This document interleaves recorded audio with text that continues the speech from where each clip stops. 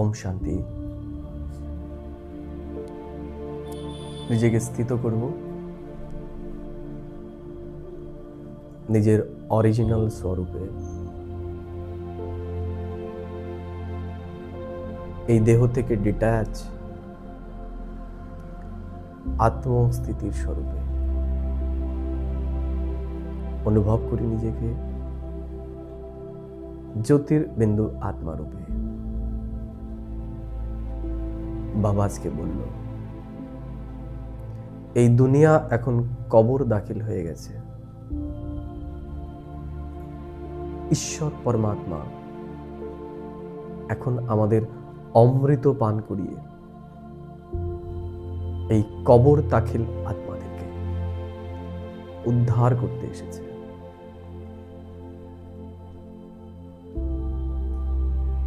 বাবা আজকে বলল, বাবা আমাদের অমৃত পান করিয়ে এই রাবণের রাজ্য থেকে আমাদের রামের রাজ্যে নিয়ে যেতে এসেছে। বাবা আজকে প্রশ্ন করেছে, বাবাকে ভোলা ভান্ডারী কেন বলা হয়?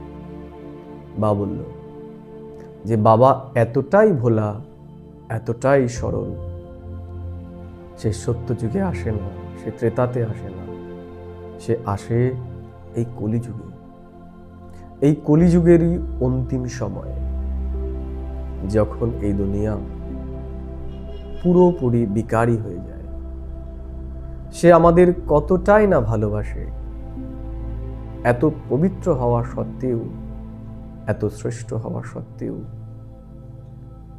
সে এই কলিযুগী দুনিয়াতে আসে আমাদেরকে পবিত্র বানানোর জন্য।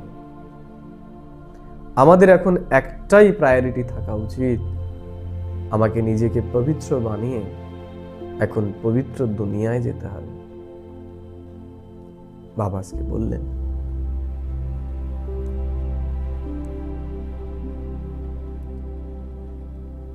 আমরা এখন সীতা। বাবা আমাদেরকে এই রাবণের রাজ্য থেকে উদ্ধার করতে এসেছে। বাবা বাবুলনাথ এই কাটার জঙ্গলকে এখন ফুলের বাগিচা বানাতে এসেছে। সত্যযুগ হলো আল্লাহর বাগিচা, অর্থাৎ সেখানে প্রত্যেকেই আমরা ফুলের মতো হব। আমরা একে অন্যকে সুগন্ধই প্রদান করব। এখন আমাদের এই কাটার জঙ্গল থেকে ফুলের বাগিচায় যেতে হবে। বা বলছে,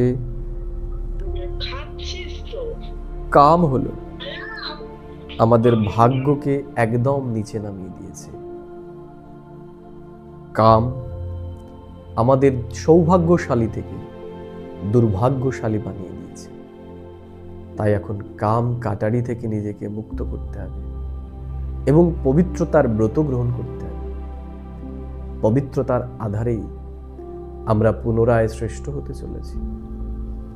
বাবা আজকে বললেন, আমাদের অলৌকিক রুহানি বৃত্তির দ্বারা এখন বায়ুমণ্ডলকে আমাদের রুহানি বানাতে হবে। আমরা জ্ঞান সূর্য, আমরা এই দুনিয়াকে পথ দেখাতে চলেছি। বাবা বলছে, যার সংকল্প শুদ্ধ হবে, শ্রেষ্ঠ হবে, সে জ্ঞান সূর্যের মতো অনেককে পথ দেখাবে এবং অনেকের চলার পথের সহযোগী হয়ে যাবে। স্লোগানে বাবা আজকে বলেছে, আমরা সদাই সমানের সিটে স্থিত থাকলে সমস্ত শক্তি আমাদের অর্ডার অনুসারে চলবে। বাবা আজকে বিশেষ আমাদের বললেন যে আমাদের যদি সত্যিকারের সেবাধারী হতে হয়, তাহলে আমাদের নিমিত্ত এবং নির্মাণ হতে হবে। আমাদের সবার প্রথমে মনে রাখতে হবে আমাদের মূল লক্ষ্যটা কি।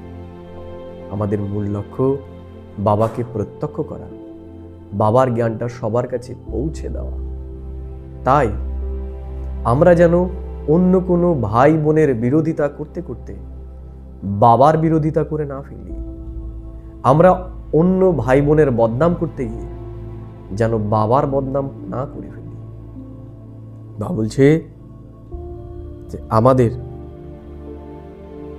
সমস্ত চক্রাব থেকে, সমস্ত ঝামেলা থেকে নিজেকে মুক্ত রাখতে হবে এবং আমাদের একটাই লক্ষ্য, বাবার জ্ঞানটা সবার কাছে পৌঁছে দেওয়া এবং নিজে পুরুষার্থ করা, অন্যেরও পুরুষার্থের সহযোগী হওয়া।